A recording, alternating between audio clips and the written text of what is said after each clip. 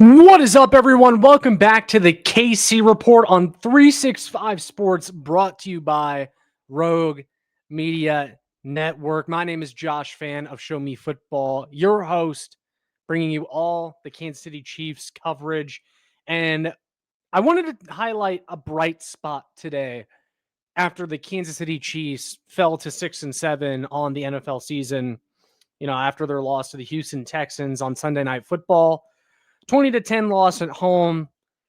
At this point, the writing is on the wall. The Kansas City Chiefs most likely are not going to make the postseason in the year of 2025. Last night, they officially dropped any ability to win the AFC West. There will be a new AFC West winner for the first time this decade, which is pretty insane.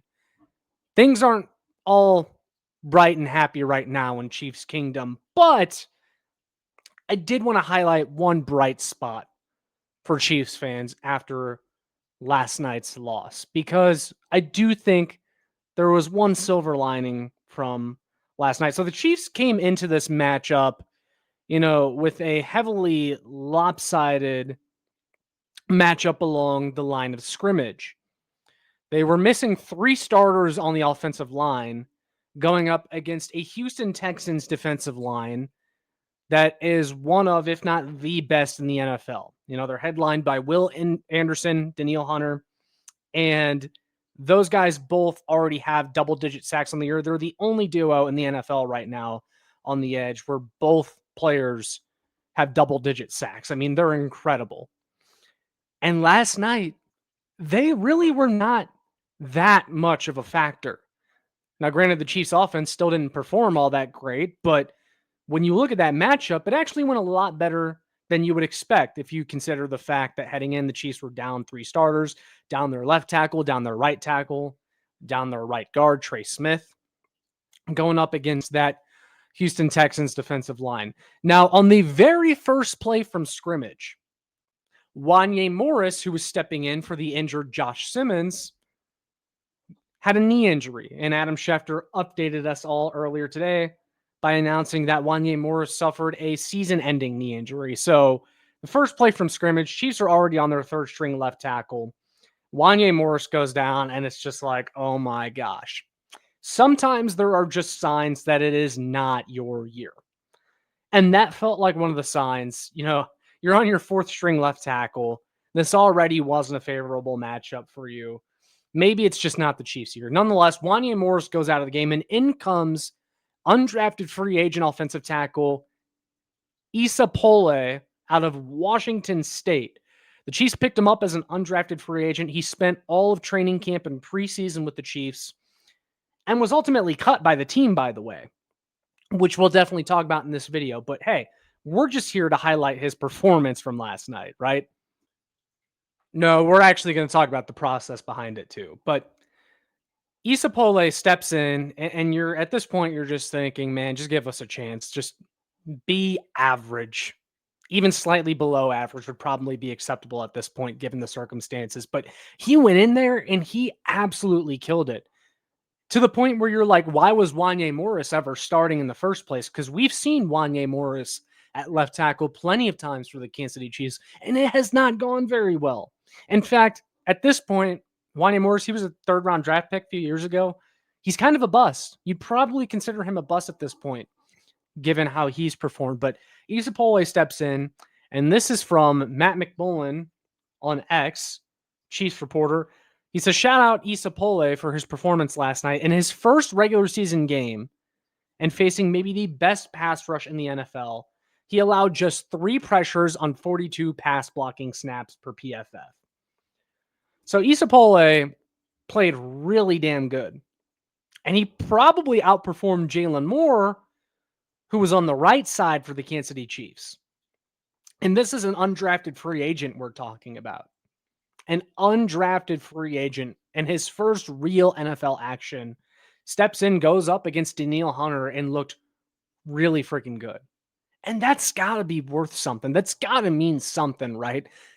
In my opinion, that is a silver lining for this team, because they may have just discovered something with Isapole. At worst, he looks like someone that can definitely be your swing tackle, your number one swing tackle going forward. Now, I do want to talk about the fact that we saw Jalen Moore on the right side last night instead of the left side, because Jalen Moore was the one that was filling in for Josh Simmons originally when he took his month-long hiatus.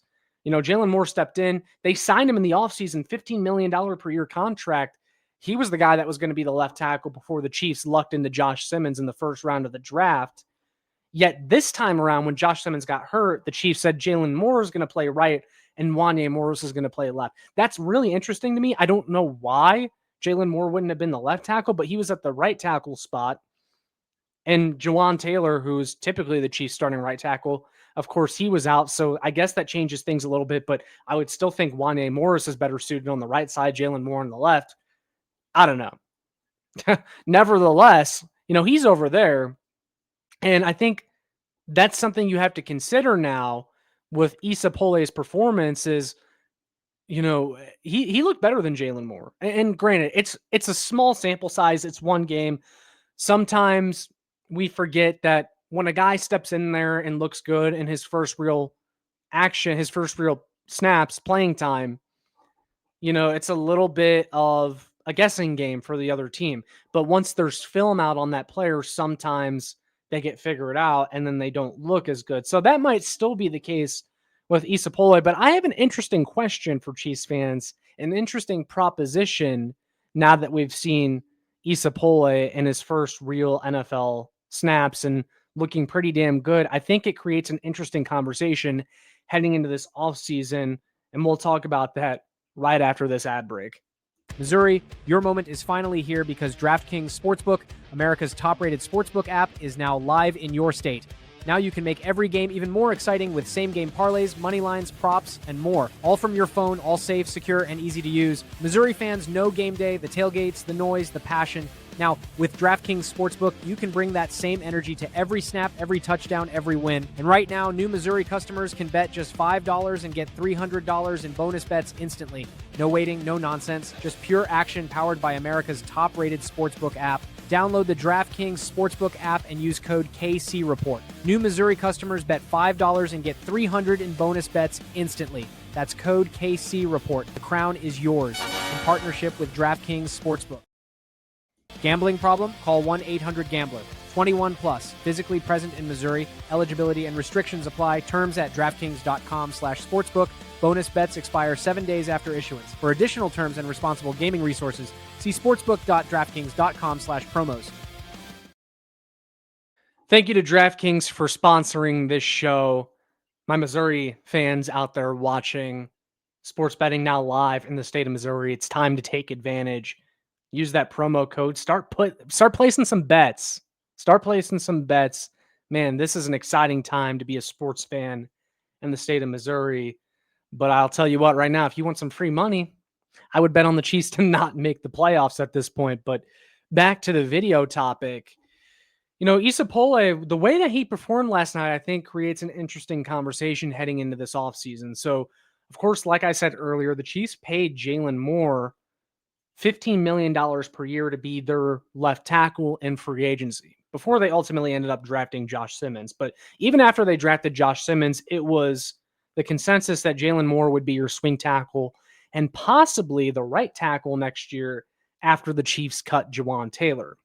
Well, it's clear at this point that Josh Simmons, when he's healthy, has the left tackle spot locked up for the foreseeable future. Now, the Kansas City Chiefs are hard up against the cap this offseason. They have a lot of decisions to make. They have one of the worst cap situations in the league. They're going to have to cut some guys and save some money. Jalen Moore, although it's someone that we thought would be here for the next couple of seasons, you're looking at that contract now with the way that Isapole performed and saying, this might be a spot where we can save some money. We can save a good chunk of money cutting Jalen Moore this offseason. This is a guy that we signed to be a starter. He's kind of turned more into a backup at this point. Isapole went out there. He killed it.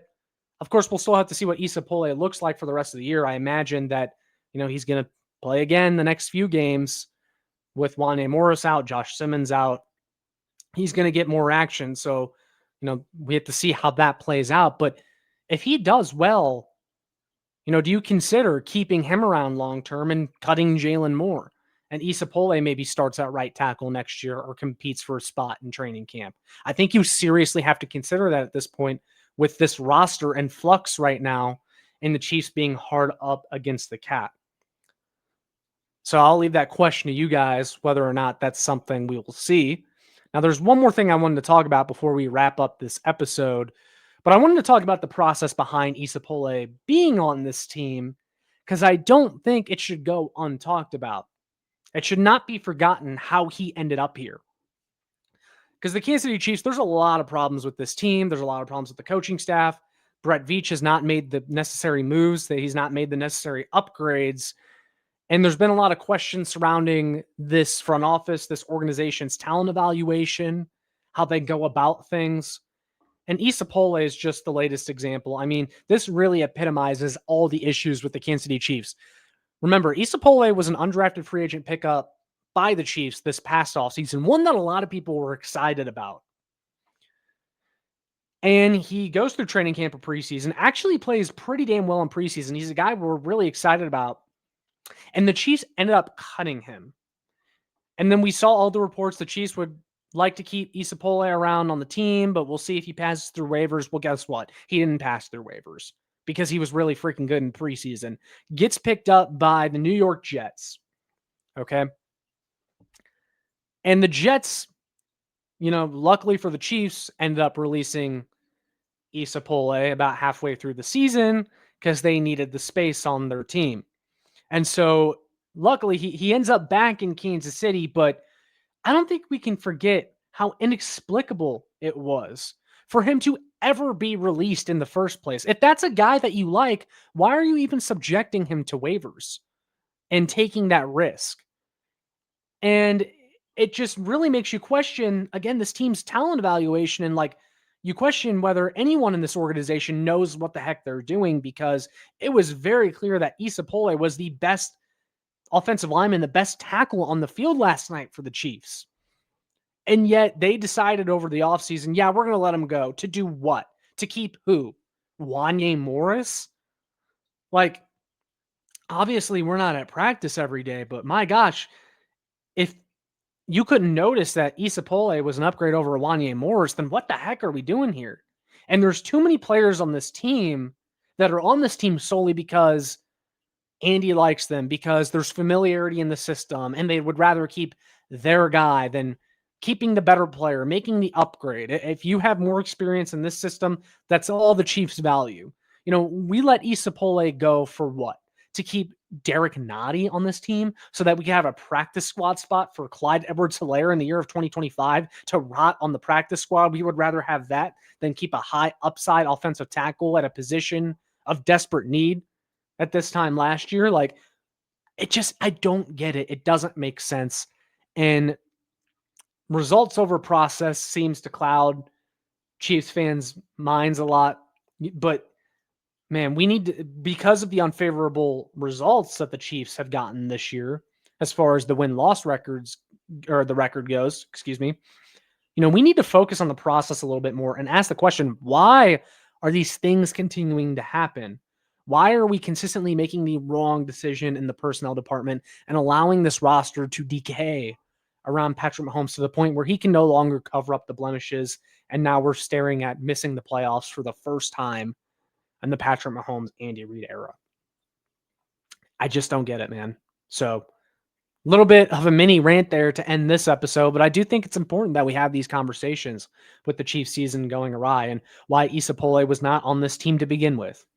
Because I don't know what would have happened if the Chiefs didn't have him last night. What if he wasn't on this team? What would they have done? What would things have looked like? Would Patrick Mahomes still be upright by now? Who knows? That's another question I'll leave to you guys. But I'm going to go ahead and wrap up this episode there. Definitely wanted to highlight a bright spot for the Chiefs, though, after last night's disappointing loss, devastating loss as far as playoff chances go. So that's all I got for this one. I kindly ask you all to please like, share, and subscribe. Hit the notification bell as well. Subscribe, do all those fun things, place a bet with DraftKings. That's all I got for you guys in this one. I'll see you all in the next one. And as always, go Chiefs.